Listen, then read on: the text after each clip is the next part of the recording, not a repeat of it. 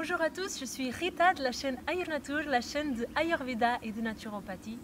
Et aujourd'hui, je vais vous parler de techniques simples pour être plus tranquille, plus zen au quotidien. Alors, je vais vous parler de la méditation. Et je vais essayer de le faire de façon simple et praticable, ok? Je reçois souvent des personnes qui me disent « je ne sais pas méditer, c'est pas fait pour moi, j'arrive pas à arrêter les pensées ». Alors, il faut qu'on laisse toutes ces notions de côté parce qu'on a cette notion que la méditation, c'est quelque chose de très difficile à faire, d'arrêter les pensées, c'est pas du tout ça, ok? Alors, la méditation, c'est un chemin, ok? C'est un chemin où, selon par exemple les yogis, il faut atteindre un certain stade qui est le samadhi. On peut aussi l'appeler nirvana, on peut aussi appeler purusha, on peut aussi appeler l'unicité.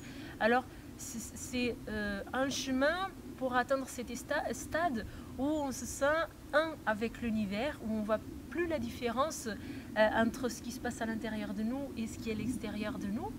Et c'est un état de paix totale, d'amour. Okay.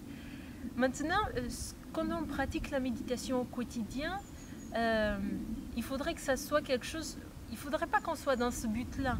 Parce que ça, c'est le but des personnes qui veulent vraiment être des personnes qui dédient sa vie à la spiritualité. Okay. Et nous, on vit en société, on a nos familles, on a nos obligations. Donc, on ne peut pas passer toute notre journée à méditer. Donc, ça ne doit pas, à mon avis, être l'objectif de notre vie, atteindre cet état-là. On peut le faire pendant une période de notre vie. Moi, je suis par exemple partie 6 mois en Asie et c'était un petit peu mon objectif, c'était d'atteindre. C'était pas mon objectif, en fait, j'avais pas d'objectif, mais dans tous les cas, j'ai pratiqué beaucoup de méditation et j'ai pu avoir un glimpse, des instants T de cet état qu'après, dès qu'on s'aperçoit de quoi que ce soit, ben, on revient. Donc, c'est pas, ça ne peut pas être notre objectif dans le quotidien quand on travaille, quand on a des obligations de famille. Par contre, il y a un chemin. Okay, la méditation, c'est un chemin. Donc, avant d'être dans cet état de samadhi ou de comment on veut l'appeler, il y a des pratiques d'attention, okay, qui ont été décrites selon certaines personnes pour atteindre ce but, mais qu'avant de l'atteindre, elles ont vraiment des effets très importants et qui peuvent vraiment changer notre vie au quotidien. Okay. Ce sont des techniques de méditation. Enfin, moi, je vais appeler technique de méditation. Beaucoup de personnes vous diront que c'est faux, parce que la méditation, c'est que l'état de samadhi. Mais là, j'essaie de vraiment le faire au plus simple. Donc, je vais appeler ça technique de méditation. Donc, il y a différentes techniques. Certaines où on est dans le contrôle et certaines où on est déjà dans un stade un peu plus avancé, dans l'attention. Alors le contrôle, c'est par exemple les techniques de yoga où on essaye de contrôler le souffle. Je vous ai parlé souvent dans mes vidéos déjà de Nadi Shodhana, la respiration alternée des narines. Là, on contrôle le souffle. On dit on inspire sur 4, on expire sur 8. Donc on est là dans le contrôle. Il y a des techniques un peu plus avancées où on est déjà que dans l'observation de ce souffle. Okay. L'air il rentre, il sort, il est froid, il est chaud. Et je fais que observer. Je ne porte pas une signification particulière à l'événement qui se passe, mais je suis juste dans l'observation.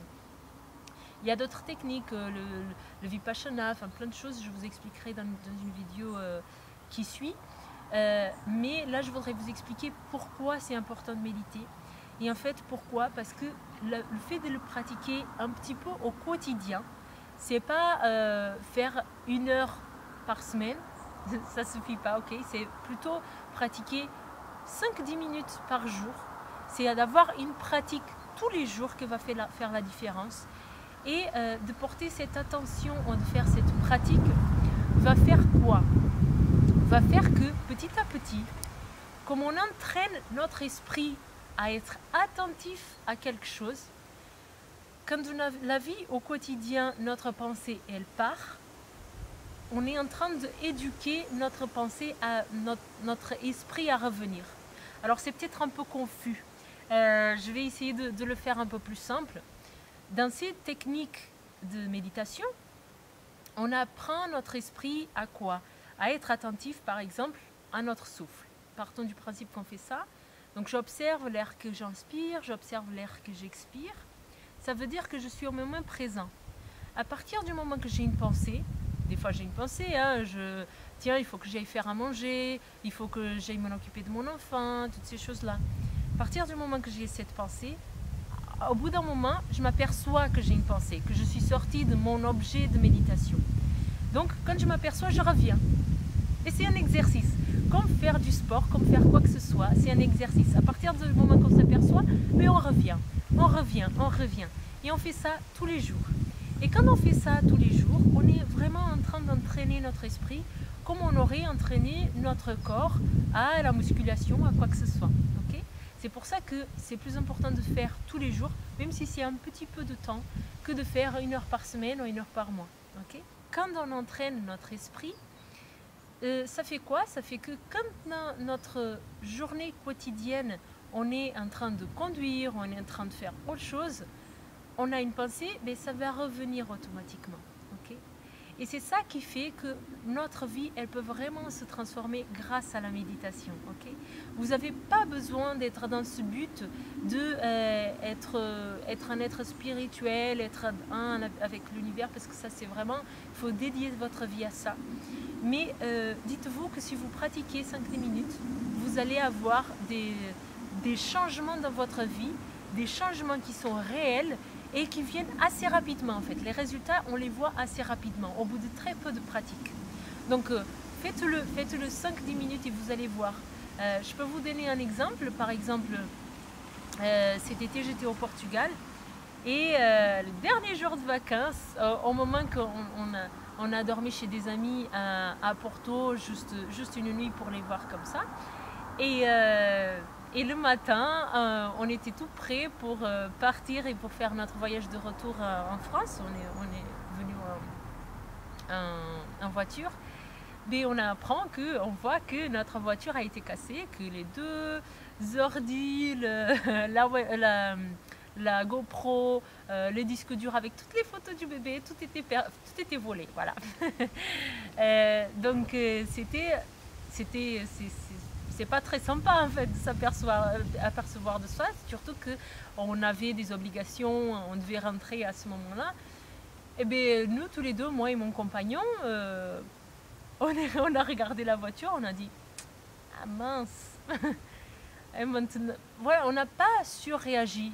L'ami avec qui on a été, il disait mais je sais pas comment vous avez réagi comme ça tous les deux.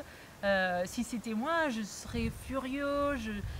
Voilà, moi j'étais profondément triste à un moment donné parce que j'ai perdu toutes les photos de mon bébé, donc ça m'a rendu triste, mais ça a duré un certain moment, quoi. Ça a duré peut-être 1 heure, 2 heures, et après je me dis, c'est pas grave. Tout ce qui était matériel, voilà, c'est sûr que c'était pas super parce que j'ai perdu des informations pour mon travail et tout ça, j'ai perdu beaucoup de travail que j'avais fait, mais c'est comme ça, c'est la vie. Parce que de toute façon, c'était volé. Ce qu'on avait, c'était l'instant présent. Et ça, c'est quoi qui fait? Ça, c'est la méditation. Ça, c'est le fait de le pratiquer au quotidien. Et moi, je peux vous dire qu'aujourd'hui, je n'ai plus tellement le temps de pratiquer parce que j'ai mon bébé qui est petit et j'ai moins de temps. Donc, je ne m'assois pas 10 minutes ou une demi-heure ou 1 heure par jour. Par contre, ce que je fais, c'est que quand je fais une chose, je fais que cette chose-là. Quand je suis en train de cuisiner, je suis en train de cuisiner. Quand je m'occupe de mon bébé, je m'occupe de mon bébé. Voilà. Et ça, c'est aussi une façon de méditer. Okay? Et le fait de le faire, ça permet que quand vous avez des contraintes, des choses dans votre vie, vous voyez les résultats tout de suite. Okay? Vous voyez que vous ne surréagissez pas. Parce que de toute façon, ce qui est fait, c'est fait. Si vous avez aimé, n'hésitez pas à mettre en commentaire aussi. Si vous avez eu des expériences de méditation, mettez-les aussi pour inspirer d'autres personnes. Comme ça, dans la communauté, on peut avoir des aides. Un peu tout le monde peut interagir et peut s'entraider. Okay? Je vais faire une prochaine vidéo où je vous explique exactement des techniques de méditation et comment le faire en pratique. Et donc, je vous dis à la prochaine vidéo. Merci beaucoup.